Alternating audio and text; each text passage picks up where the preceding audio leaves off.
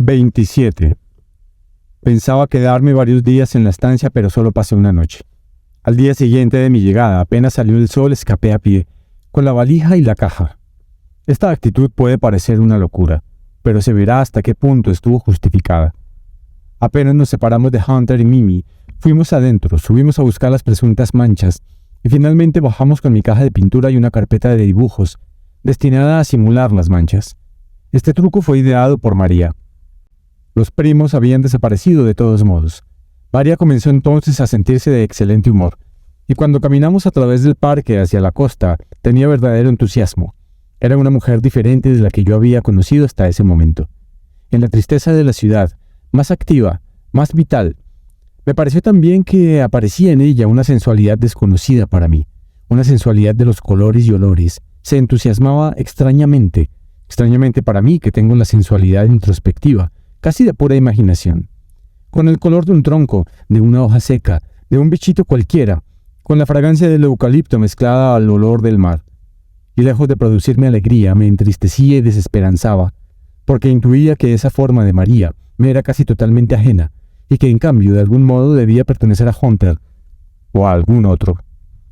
La tristeza fue aumentando gradualmente, quizá también a causa del rumor de las olas, que se hacía cada instante más perceptible. Cuando salimos del monte y apareció ante mis ojos el cielo de aquella costa, sentí que esta tristeza era ineludible. Era la misma que siempre ante la belleza, o por lo menos ante cierto género de belleza. ¿Todos sienten así o es un defecto más de mi desgraciada condición? Nos sentamos sobre las rocas y durante mucho tiempo estuvimos en silencio, oyendo el furioso batir de las olas abajo, sintiendo en nuestros rostros las partículas de espuma que a veces alcanzaban hasta lo alto del acantilado. El cielo, tormentoso, me hizo recordar el de Tintoretto en el salvamento del Sarraceno. «¿Cuántas veces», dijo María, «soñé compartir con vos este mar y este cielo?» Después de un tiempo agregó, «A veces me parece como si esta cena la hubiéramos vivido siempre juntos. Cuando vi a aquella mujer solitaria de tu ventana, sentí que eras como yo y que también buscabas ciegamente a alguien, una especie de interlocutor mudo. Desde aquel día pensé constantemente en ti. Te soñé muchas veces acá, en este mismo lugar donde ha pasado tantas horas de mi vida. Un día hasta pensé en buscarte y confesártelo, pero tuve miedo de equivocarme, como me había equivocado una vez, y esperé que de algún modo fueras vos el que me buscara. Pero yo te ayudaba intensamente, te llamaba cada noche y llegué a estar tan segura de encontrarte que cuando sucedió al pie de aquel absurdo ascensor, quedé paralizada de miedo y no pude decir nada más que una torpeza. Y cuando oíste, dolorido por lo que creías una equivocación, yo corrí detrás como una loca. Después vinieron aquellos instantes de la Plaza San Martín en que creías necesario explicarme cosas, mientras yo trataba de desorientarte, vacilando entre la ansiedad de perderte para siempre y el temor de hacerte mal.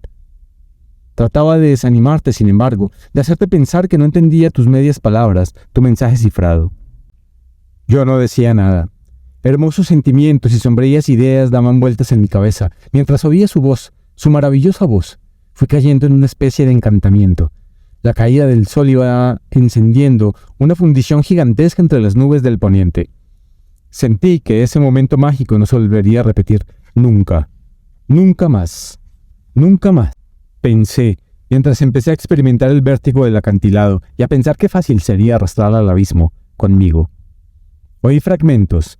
Dios mío, muchas cosas en esta eternidad que estamos juntos, cosas horribles. No solo somos este paisaje, sino aquellos seres de carne y hueso, llenos de fealdad, de insignificancia. El mar se había ido transformando en un oscuro monstruo. Pronto la oscuridad fue total y el rumor de las olas, allá abajo, adquirió sombría atracción. Pensar que era tan fácil. Ella decía que éramos seres llenos de fealdad e insignificancia, pero aunque yo sabía hasta qué punto era yo mismo capaz de cosas innobles, me desolaba el pensamiento de que también ella podía serlo, que seguramente lo era. ¿Cómo?, pensaba. ¿Con quiénes? ¿Cuándo? Y un sordo deseo de precipitarme sobre ella y destrozarla con las uñas, y de apretar su cuello hasta ahogarla y arrojarla al mar, iba creciendo en mí. De pronto oí otros fragmentos de frases. Hablaba de un primo, Juan o algo así. Habló de la infancia en el campo. Me pareció oír algo de hechos, tormentosos y crueles, que habían pasado con este otro primo. Me pareció que María me había estado haciendo una preciosa confesión, y que yo como un estúpido la había perdido. «¿Qué hechos tormentosos y crueles?», grité. Pero extrañamente no pareció oírme. También ella había caído en una especie de sopor.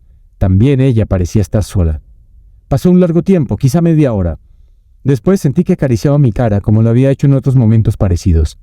Yo no podía hablar. Como con mi madre cuando chico, cuando puse la cabeza sobre su regazo y así quedamos un tiempo quieto, sin transcurso, hecho de infancia y de muerte. Qué lástima que debajo hubiera hechos inexplicables y sospechosos. Cómo deseaba equivocarme, cómo ansiaba que María no fuera más que ese momento. Pero era imposible. Mientras oía los latidos de su corazón junto a mis oídos, y mientras su mano acariciaba mis cabellos, sombríos pensamientos se movían en la oscuridad de mi cabeza, como en un sótano pantanoso. Esperaba el momento de salir, chapoteando, gruñendo sordamente en el barro. 28. Pasaron cosas muy raras. Cuando llegamos a la casa encontramos a Hunter muy agitado, aunque es de esos que creen de mal gusto mostrar las pasiones. Trataba de disimularlo, pero era evidente que algo pasaba.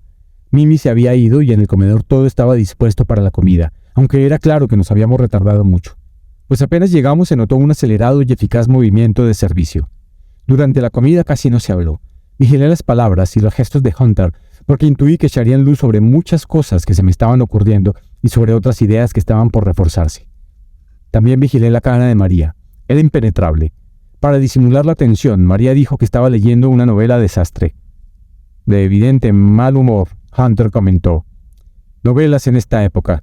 Que las escriban, vaya y pase, pero que las lean».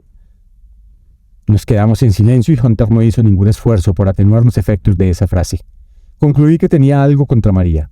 Pero como antes que saliéramos para la costa no había nada de particular, inferí que ese algo contra María había nacido durante nuestra larga conversación.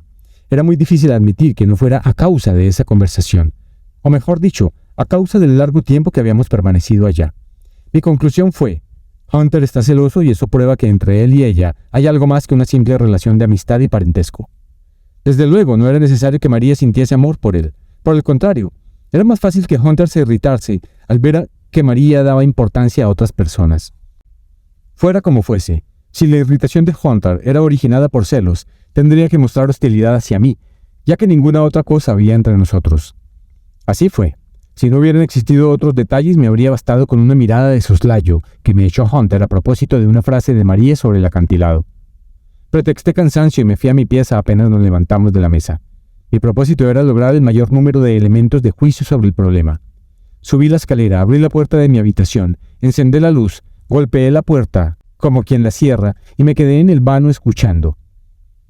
Enseguida oí la voz de Hunter que decía una frase agitada, aunque no podía discernir las palabras. No hubo respuestas de María. Hunter dijo otra frase mucho más larga y más agitada que la anterior. María dijo algunas palabras en voz muy baja, superpuestas con las últimas de él, seguidas de un ruido de sillas. Al instante oí los pasos de alguien que subía por la escalera. Me encerré rápidamente, pero me quedé escuchando a través del agujero de la llave. A los pocos momentos oí pasos que cruzaban frente a mi puerta. Eran pasos de mujer. Quedé largo tiempo despierto pensando en lo que había sucedido y tratando de oír cualquier clase de rumor, pero no oí nada en toda la noche. No pude dormir. Empezaron a atormentarme una serie de reflexiones que no se me habían ocurrido antes. Pronto advertí que mi primera conclusión era una ingenuidad. Había pensado, lo que es correcto, que no era necesario que María sintiese amor por Hunter para que él tuviera celos. Esta conclusión me había tranquilizado. Ahora me daba cuenta de que si bien no era necesario, tampoco era un inconveniente. María podía querer a Hunter y sin embargo, sentir celos. Ahora bien, ¿había motivos para pensar que María tenía algo con su primo? Ya lo creo que había motivos. En primer lugar, si Hunter la molestaba con celos y ella no lo quería, ¿por qué venía cada rato a la estancia? En la estancia no vivía, ordinariamente, nadie más que Hunter, que era solo. Yo no sabía si era soltero, viudo o divorciado, aunque creo que alguna vez María me había dicho que estaba separado de su mujer. Pero en fin, lo importante era que ese señor vivía solo en la estancia. En segundo lugar, un motivo para sospechar de esas relaciones era que María nunca me había hablado de Hunter sino con indiferencia. Es decir, con la indiferencia con que se habla de un miembro cualquiera de la familia, pero jamás me había mencionado o insinuado siquiera que Hunter estuviese enamorado de ella, y menos que tuviera celos. En tercer lugar, María me había hablado esa tarde de sus debilidades. ¿Qué había querido decir? Yo le había relatado en mi carta una serie de cosas despreciables, lo de mis borracheras y lo de las prostitutas, y ella ahora me decía que me comprendía, que también ella no era solamente barcos que parten y parques en el crepúsculo. ¿Qué podía querer decir sino que en su vida había cosas tan oscuras y despreciables con la mía? ¿No podía hacerlo de Hunter una pasión baja de ese género? Rumié esas conclusiones y las examiné a lo largo de la noche desde diferentes puntos de vista. Mi conclusión final, que consideré rigurosa, fue: María es amante de Hunter. Apenas se aclaró, bajé las escaleras con mi valija y mi caja de pinturas. Encontré a uno de los mucamos que había comenzado a abrir las puertas y ventanas para hacer la limpieza. Le encargué que saludara de mi parte al señor y le dije que me había visto obligado a salir urgentemente para Buenos Aires. El mucamo me miró con ojos de asombro, sobre todo cuando le dije, respondiendo a su advertencia, que me iría a pie hasta la estación. Tuve que esperar varias horas en la pequeña estación. Por momentos pensé que aparecería María.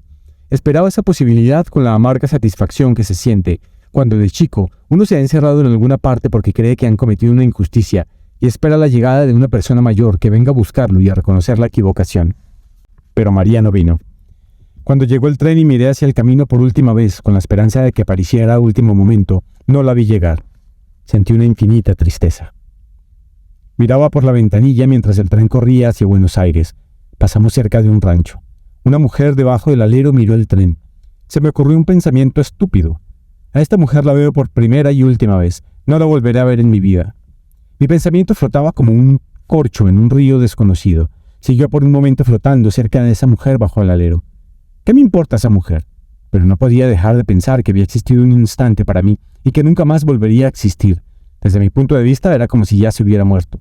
Un pequeño retraso del tren, un llamado desde el interior del rancho y esa mujer no habría existido nunca en mi vida. Todo me parecía fugaz, transitorio, inútil, impreciso. Mi cabeza no funcionaba bien y María se me aparecía una y otra vez como algo incierto y melancólico.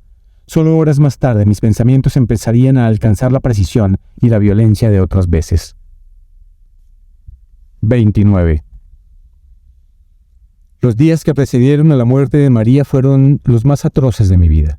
Me es imposible hacer un relato preciso de todo lo que sentí, pensé y ejecuté, pues si bien recuerdo con increíble minuciosidad muchos de los acontecimientos, hay horas y hasta días enteros que se me aparecen como sueños borrosos y deformes. Tengo la impresión de haber pasado días enteros bajo el efecto del alcohol, echando en mi cama o en un banco del Puerto Nuevo. Al llegar a la estación Constitución me recuerdo muy bien entrando al bar y pidiendo varios whiskies seguidos. Después recuerdo vagamente que me levanté, que tomé un taxi y que me fui a un bar de la calle 25 de Mayo, o quizá a Leandro Alem. Siguen algunos ruidos, música, unos gritos, una risa que me crispaba, unas botellas rotas, luces muy penetrantes. Después me recuerdo pesado y con un terrible dolor de cabeza en un calabozo de comisaría. Un vigilante que abría la puerta, un oficial que me decía algo, y después me veo caminando nuevamente por las calles y rascándome mucho. Creo que entré nuevamente a un bar. Horas o días más tarde alguien me dejaba en mi taller. Luego tuve unas pesadillas en las que caminaba por los techos de una catedral. Recuerdo también un despertar en mi pieza, en la oscuridad, y la horrorosa idea de que la pieza se había hecho infinitamente grande, y que por más que corriera no podía alcanzar jamás sus límites. No sé cuánto tiempo pudo haber pasado hasta que las primeras luces del alba entraron por el ventanal. Entonces me arrastré hasta el baño y me metí, vestido, en la bañera. El agua fría empezó a calentarme y en mi cabeza comenzaron a aparecer algunos hechos aislados, aunque desastrosos e inconexos, como los primeros objetos que se ven emerger después de una gran inundación. María en el acantilado, Mimi empuñando su boquilla, la estación Allende, un almacén frente a la estación que se llamaba La Confianza, o quizá La Estancia, María preguntándome por las manchas y yo gritando, ¿qué manchas? Hunter mirándome torvamente, yo escuchando arriba, con ansiedad. El diálogo entre los primos, un marinero arrojando una botella, María avanzando hacia mí con ojos impenetrables, Mimi diciendo, Chekhov, una mujer inmunda besándome y yo pegándole un tremendo puñetazo, pulgas que me picaban en todo el cuerpo, Hunter hablando de novelas policiales, el chofer de la estancia. También aparecieron trozos de sueños, nuevamente la catedral en una noche larga, la pieza infinita. Luego, a medida que me enfriaba, aquellos trozos se fueron uniendo a otros que iban emergiendo en mi conciencia, y el paisaje fue reconstituyéndose, aunque con la tristeza y la desolación que tienen los paisajes que surgen de las aguas. Salí del baño, me desnudé, me puse ropa seca y comencé a escribir una carta a María.